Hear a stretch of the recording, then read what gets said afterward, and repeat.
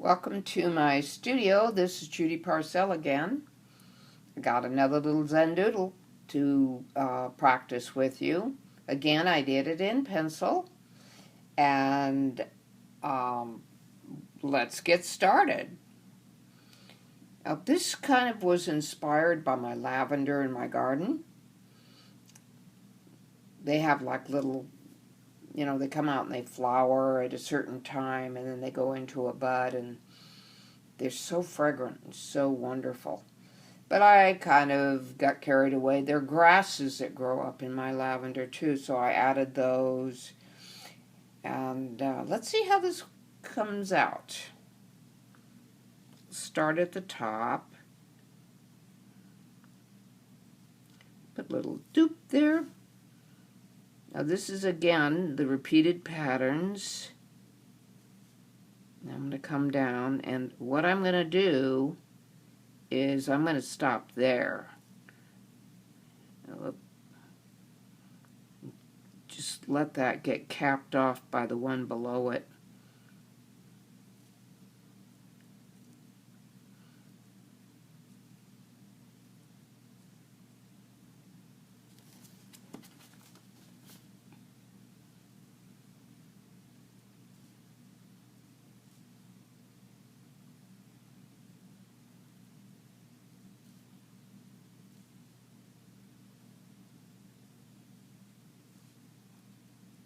Okay, now I want to make a stem. I'll just kind of run that in there. It's going to get lost in there anyway. Just leave it like that because you have a lot going on down below. This is one of the wild grasses that kind of grows up in my lavender. So I'm kind of representing that here. And there's wild sweet peas too, and they have tendrils like that. They grow up in there. Actually, they would take over my lavender if I let them, but I do prune them. They're so beautiful though. In places in my garden where I can't get flowers to bloom, I just let the wild plants take over because they have blossoms of their own. So funny, my sister came to visit one day and she says, "Oh my goodness, you have Queen Anne's lace in your garden. People pay all kinds of money at the nursery for that. And for us, it's just a wild plant." So one man's treasure is another man's junk or trash. And I do encourage the Queen Anne's lace, and I do encourage the wild sweet peas.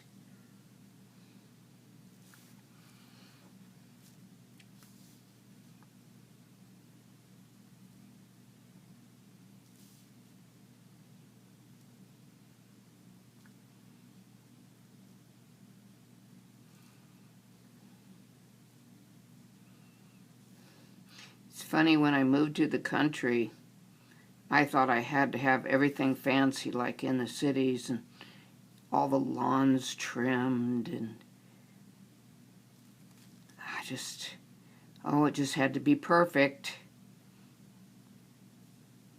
And my sister came to visit again, and she said, "Judy, you live in the wilderness. It's okay. It has its own beauty." And I stopped being a perfectionist. So I'm not a perfectionist about my art either. I kind of let things happen.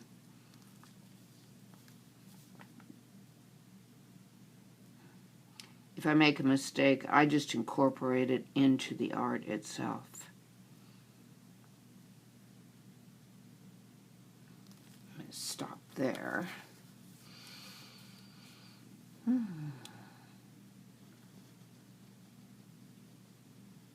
don't bear down on these pens too much. I can't emphasize that enough. The points on them are very fine, and your pen will get bent, and its usage will end sooner than its time. So be sure to just be light. It'll work. Trust it. There.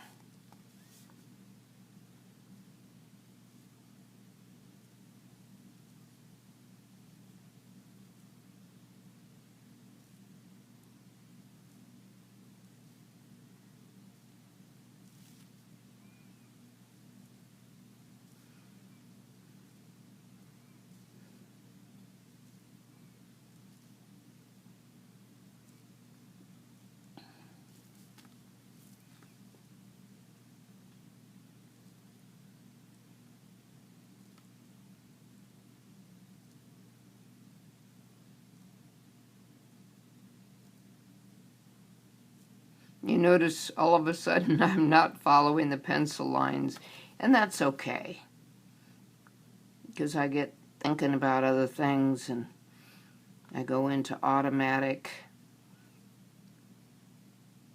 something. You could use an infinity sign here too. So you go wee like that. Kind of repeating things, at least for me, can get monotonous, so I take some liberties.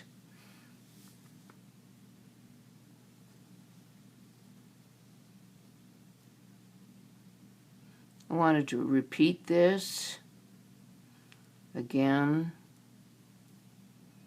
the lavender.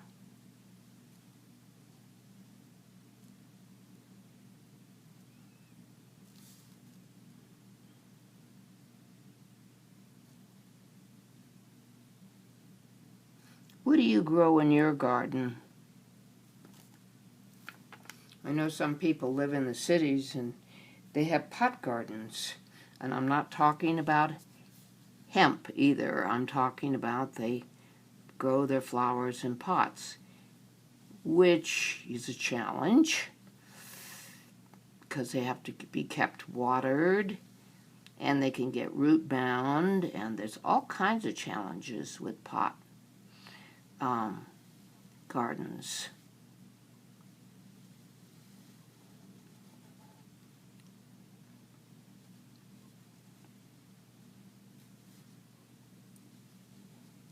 I want to comment down below about your garden.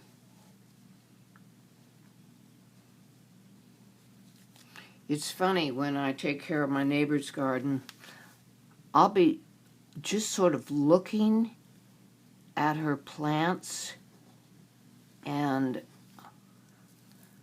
I go, God, I could draw that.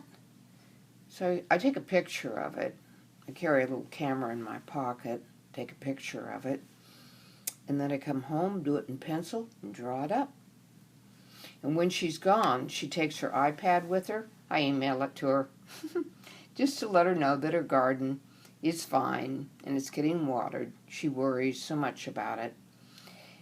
Thank you for coming to my studio. You are, again, invited to take a screenshot of this and practice on your own.